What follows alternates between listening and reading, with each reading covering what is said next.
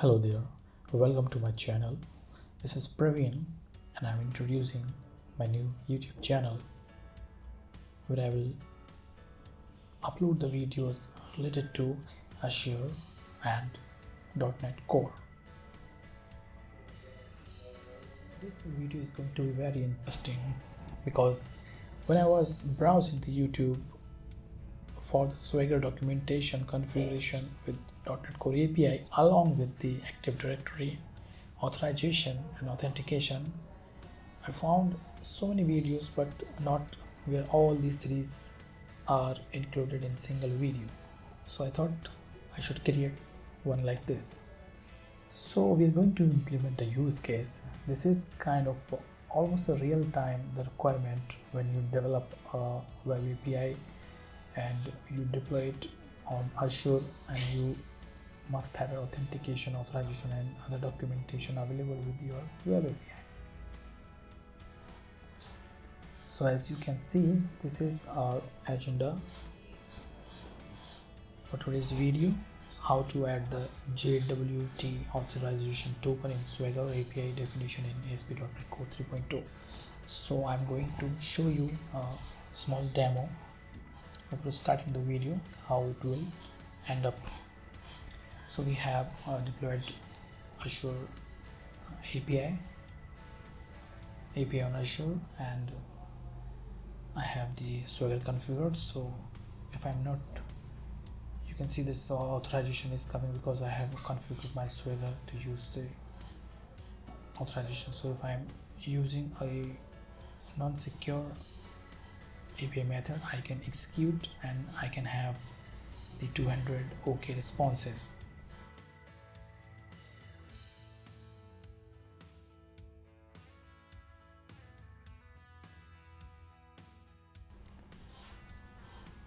If I have to use a method which is secured, I execute it without authorization, I will get 401. So I'm supposed to authorize the UI before executing the method. How could I do that? I've already configured the authorization, so I will just click on this authorize button on SwaggerUI, and I can authorize this UI in order to access my resources on Azure. So I need a client ID. I have the authorization URL, so I'm getting my client ID. I will explain all this. So I'm just putting my client ID. For this client ID, I need this scope or the permissions, and please authorize me to access my resources. So now he's authorized me. I'm using the OAuth 2 protocol with the implicit flow. So now I'm authorized, the UI is authorized to access the resources which is secure. So now if I'm executing, I have this authorization and I'm the bearer of the JWT token, so I have permission.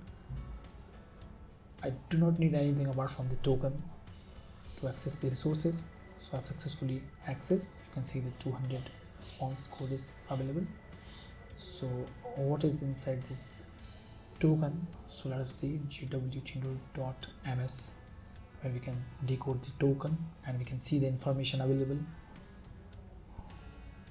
So we have the issuer, we have the claims available, we have the audience, we have the expiration time of the token. So much information available with this token. So I'll explain this, we'll see all this information. So this is the small demo how it will work at the end of this video. So I have split these implementation into few steps, and I would like to tell this is the intermediate knowledge level required for this video, and I'm going to create soon the each steps for the video on each steps. So we have the few steps, as you can see, the Swagger documentation on API, the Azure Active Directory application registration, configuration of the security definition and security requirement. Then we'll inject the middleware to use the authentication and authorization. Then we'll register the application for the SwaggerUI client application like this. and 10th step is very important for me. So let's recap few important concepts, like what is the bearer authentication. The position of a bearer token, a bearer can use it to get access to other associate resources, and the mostly it used with the Auth 2.0 authorization framework. The Auth 2.0 is an authorization framework which we are going to use in this protocol that allows to grant the limited access to their resources. So which works like it has the header, it works with the header, and the bearer is the keyword and then the token. This is the format of the authorization header for the token. So I have kept few links for you guys to explore more about the protocol and the framework. So you can go into these links and explore more about what is the OAuth authorization framework, and you can easily understand. This has mainly the four type of the main characters, where the client, resource owner, authorization server, and resource server is the, so how the client asks for the resource owner to get the authorization for the resources, and resource server is where we keep the resource, and the authorization server who gives the access token back to the client to access the resources. If you want to if you are a Microsoft guy, love to read the things from the docs.microsoft.com. There also we have the information documentation available for the Auth 2. So here also the same. So how the authorization server of these four parties interacting with each other in order to get the bearer token and access the resources. I'll put these links in the description. So what is the JWT? Is a JSON web token, is a web standard that defines a method to transferring the claim as a JSON object in such a way that they can cryptographically sign or encrypt it. So it has three major parts: header, payload, and the signature. We'll discuss about this. So like payload has the claims information, and signature is just to see whether it is the token is not tampered somewhere.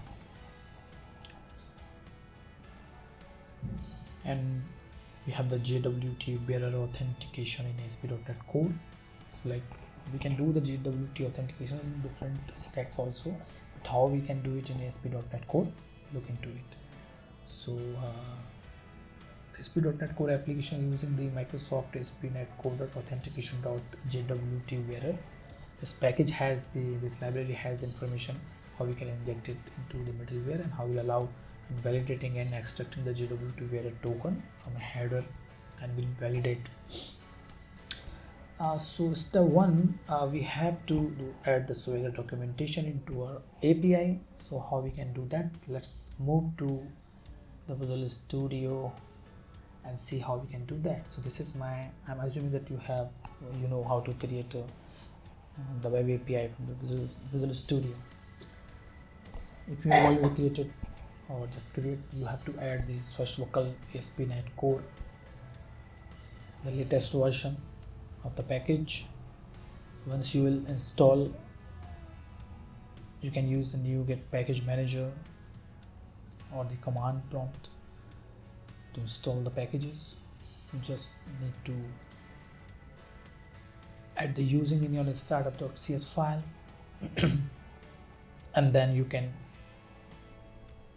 add the Swagger documentation into your API. So we have to add the Swagger gen into our service, where we can do the documentation, and like you can see we have the security definition and AddSecurityRequirement.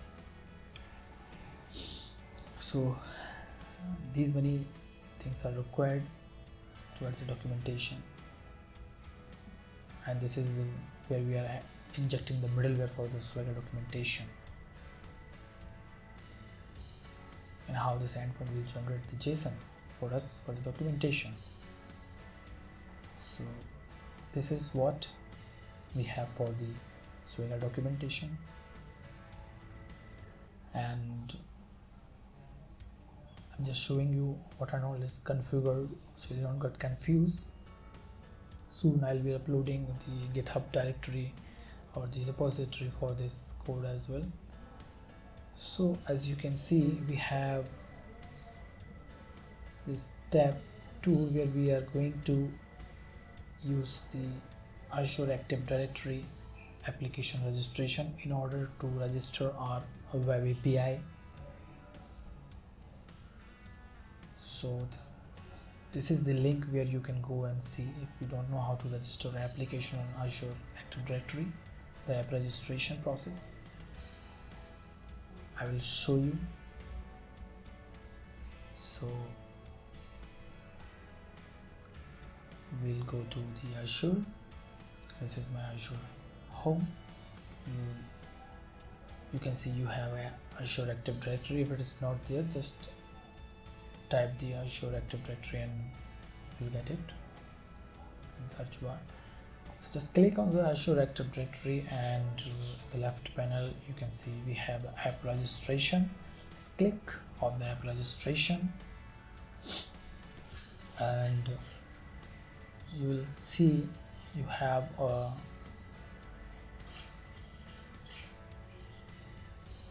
new registration button.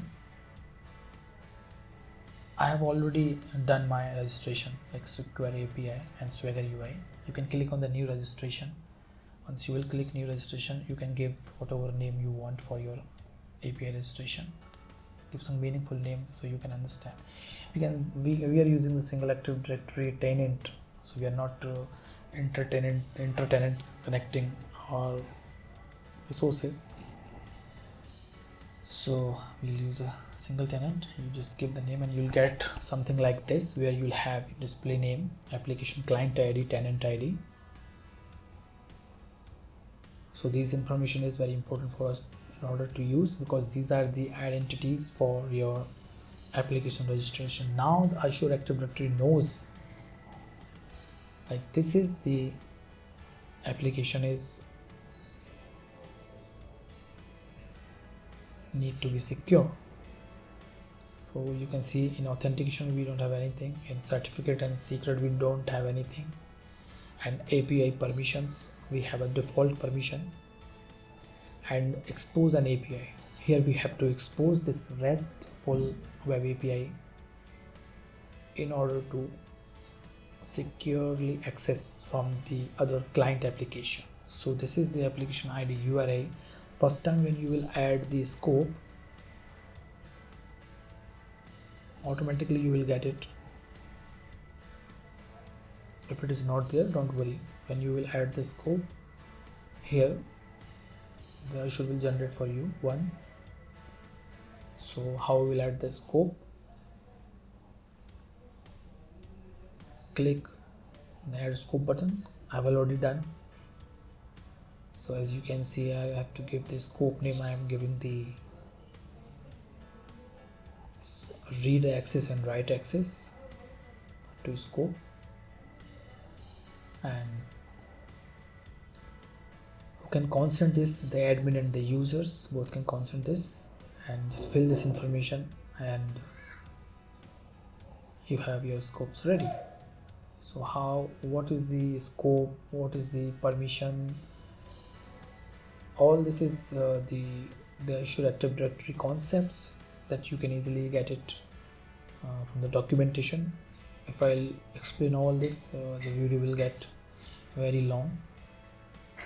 So how to add the client application, that we'll see later in the video once we'll have the registration of the client application. So how we can configure the security definition and the requirement in our Swagger configured REST API, we'll see that. So how we can add the authentication, security definition and requirements. So I have the links, you can see the details in this flow board, what is all about. So in order to secure our application, we need to add the authentication. Simple. Okay, so let's see what this documentation says. So this is the official Swagger website. So when we see how we can do the authentication, it says we use the open API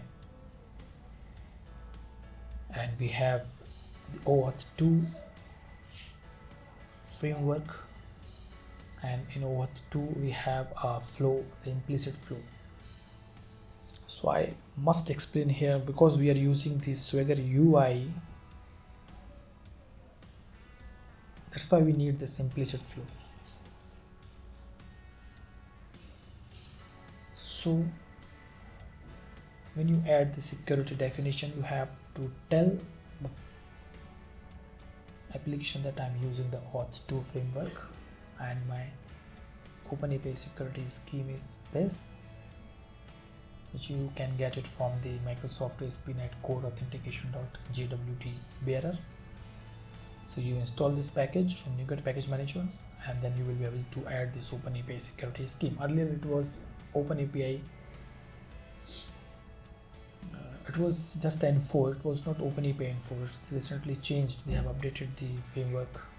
Now we have a name, we have a type like security scheme type.auth2, and we have a flow, the OpenAPI auth flow of type the implicit. So we are defining that object.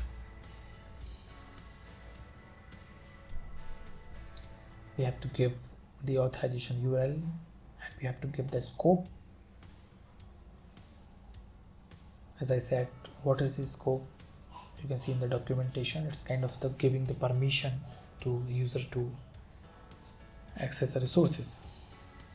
So if you want to explore more what is the OpenAPI specification and how this authentication configuration works in different scenarios, like for mobile application, like how to do it in the MSCL, how to do the different kind of schemes and security requirement and flow object to be done. So we can see all this information in this documentation, which is available on the GitHub. It's open source project. So like what we are doing this auth implicit flow. So I'll show you quickly where it is. As you can see, we have so much information available here, like auth flow object. So how we can do this? We have the implicit password, client credential, and authorization code. So these 4 different type of flows are available. So in R, we have to pass the scope and the authorization URL. So as per the requirement, official requirement, I'm doing this. You should always follow the official documentation in order to complete your configuration for such libraries. So this is what we have, our tenant ID. So how you can add your authorization URL. Put your tenant ID, and this is the standard URL, or you can get it from your application registration, your API registration endpoints. So this is your tenant ID, which I have added here, and Auth 2 version 2.0 and authorization, and you can directly get it from your endpoints. You can see it. So we are getting it with the tenant ID because we are using the single tenant. If we have the multiple tenant registered applications, so we'll use the common, just for the information. So like this, we have to give the authorization URL, and you know what is the scope. We have seen this earlier. We have created 2 scope, read and write access inside the expose and API. So we have exposed this API methods with these 2 scopes, and we can assign this scope to any client. So now we have add the security requirement, where we have given the ID and empty array with read access and write access.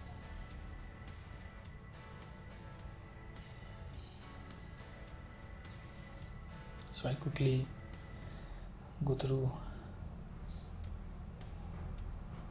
what we have added. So how we have done this OpenAPI information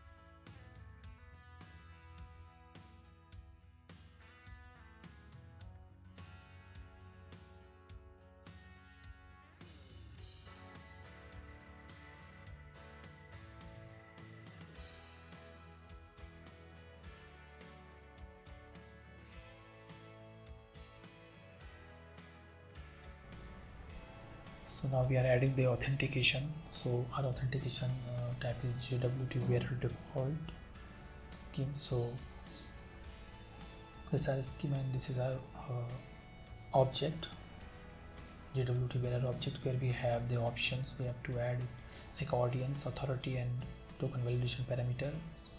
The validation parameter is optional in your development environment, but in production environment you should have all validation parameter. So the audience and authority we have to add. So what all these terminologies and how it all works,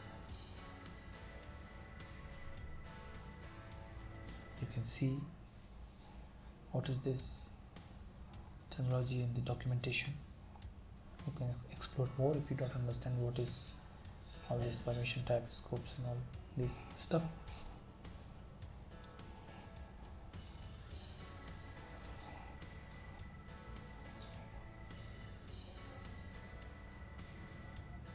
So we are just adding the authentication. We are securing the API. So this is our resource ID, which is the API URI. You can see the application ID URI, and we have the instance, which is the Microsoft standard instance for the authentication, and we have the tenant ID. This all information is coming from the application registration that you have done in Active Directory. So keep in mind this is all going to have with this API in respect of the API. So this is our validation parameters, like who we are trying to validate, the issuer, the audience, and the validate the lifetime. Likewise, you can validate other stuff in your token. So this part will validate your information to keep this resource secure. As you can see, we have now we are going to inject the middleware, configure the middleware for the authentication and authorization. So we have the Swagger already configured, and we have the routing, we have the force, we are allowing the origin, the force, and then we have the authentication and authorization. Always remember this order is very important. First we should have a authentication and then we have the authorization. So now we are going to see the whole coding whatever we have done. Here we added the package for JWT bearer and open API specification. You can see it. So the package which I have for this authentication JWT bearer, which is inside the another package, I'm just quickly show you so you will not get confused with this.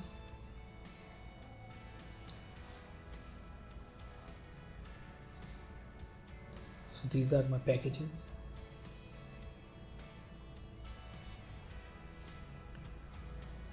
So inside the AzureAD UI, this is the package version which I'm using the time I was building the application.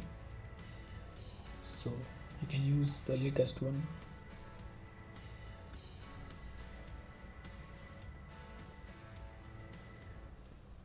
I'll just show you the version.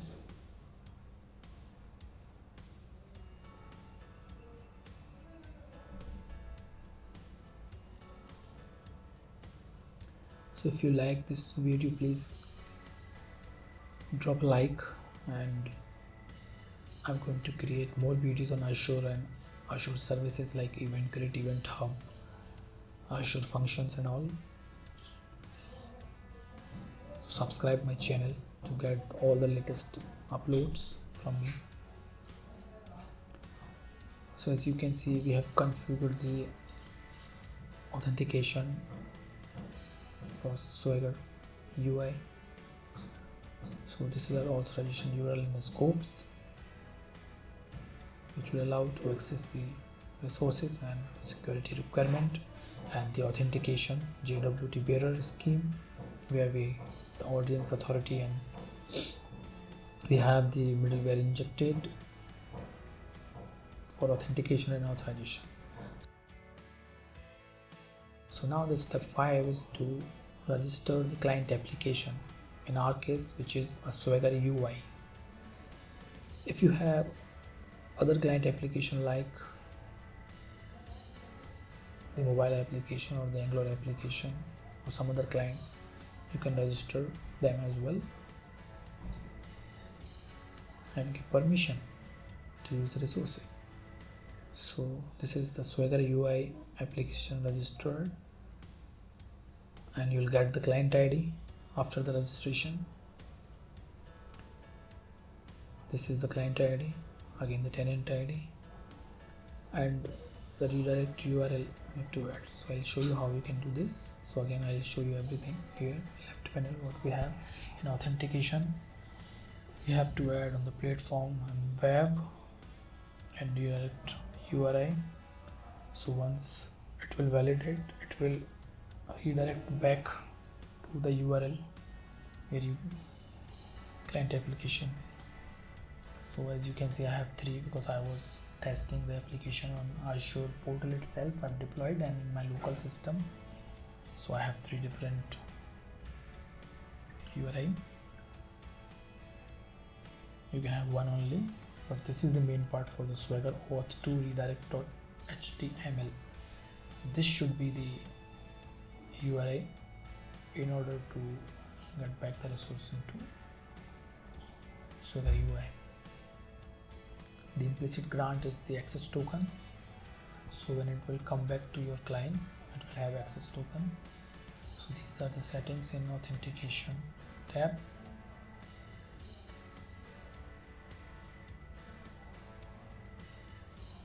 So now we'll see the certificate and secrets.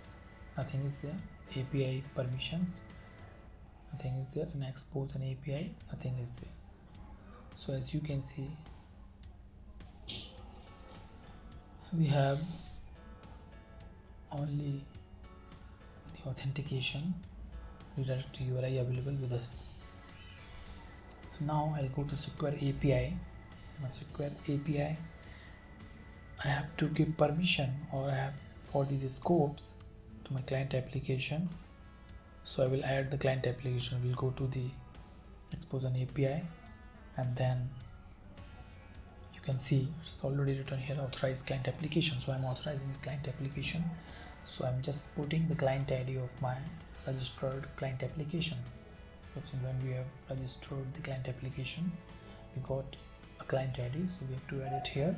So for that client ID, we can select the scope. So as you can see, I have selected both the scopes for this client ID. Like this, you can see, but it will give me the error for duplicacy. Okay. If you do it once, it will happen. I have 2 different applications. I have given the permission for these 2 scopes. So now you have given the SwaggerUI permission to use your Secure API.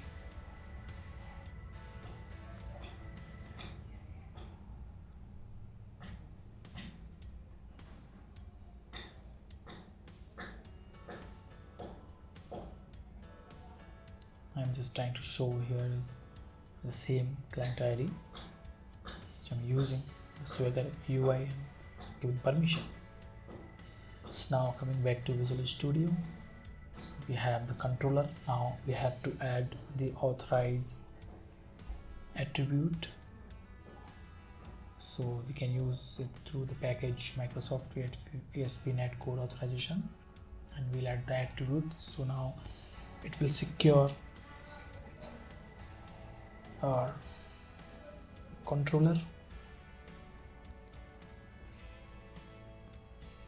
It's optional, you can use it for all the full controller or the particular methods also.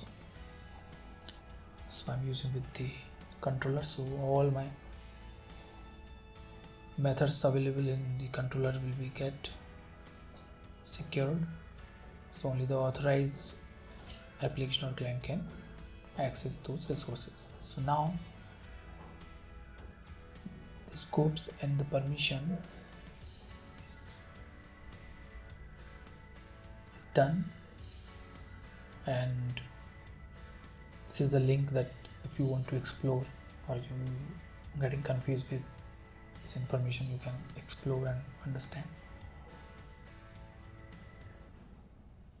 what we have done.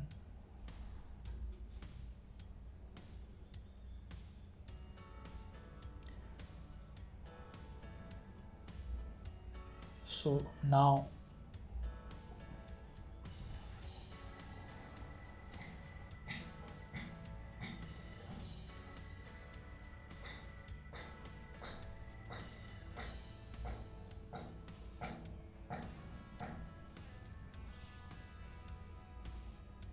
it's time to go Active Directory's application setting to our API.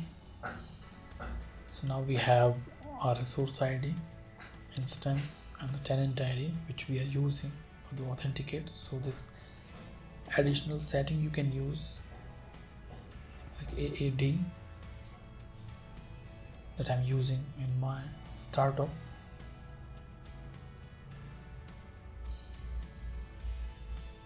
So resource ID, instance, and the tenant ID I'm using. Don't get confused with the upper AzureAD tag or settings, because I was testing something else with that. So now this is the application URI you have to use as a resource ID here. So it's resource ID and application URI is same. That should be from your API or from the client. So now let me just execute the API project.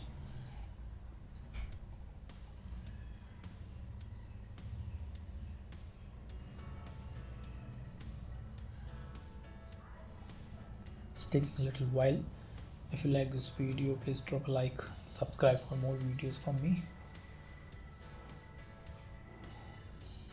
So now it's building the API.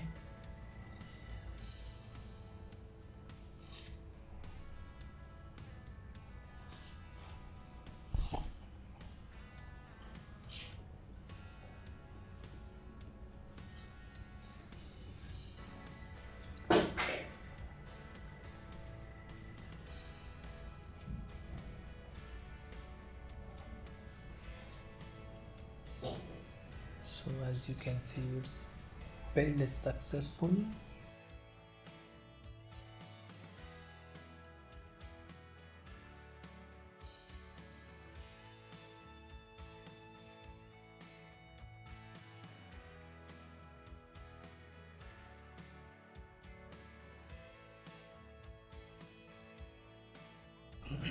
So this is the URL which will get us back from Azure Active Directory after authorization and get us the access to one. So if I click the user controller method and try it out, I'll try to execute, I'll get the 401 response, unauthorized, unauthenticated. So I have to authorize this client UI. So I have to give the SwaggerUI client ID. So I want to authorize this client ID. So I'm giving this client ID to authorize, and for these scopes, so let's see what happens if I just authorize and I'll not give pass the scope. So you can see I'm getting the error. The request body must contain the following parameter scope. So this time I'll pass the scope. I need the build access and authorize. So now it has authorized this client application, so I can use the API resources now. Okay, so again clean it up, execute, and this time you can see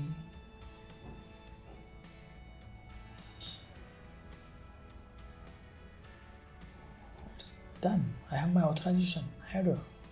I'm the bearer of the token. I can access the resources. It's done. You can see. So this is our token.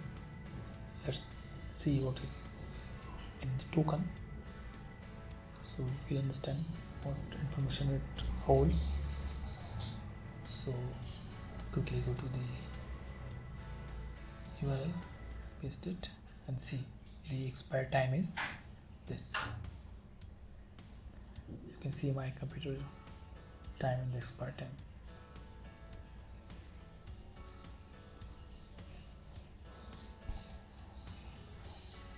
So that's how you do the Swagger documentation, and you can configure the authorization, Azure Active Directory authentication, secure your API, and authorize your Swagger client UI, and you can access your API resources.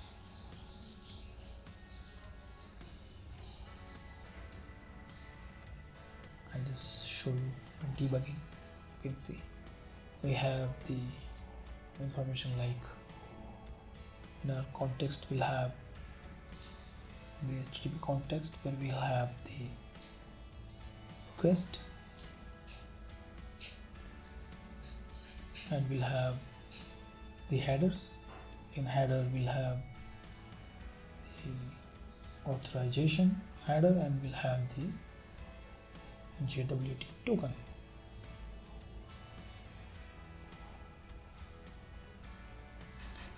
So that's it. That's how you can do. You can see this token is same what I have shown earlier. Just trying to show it's exactly matching what is with this token.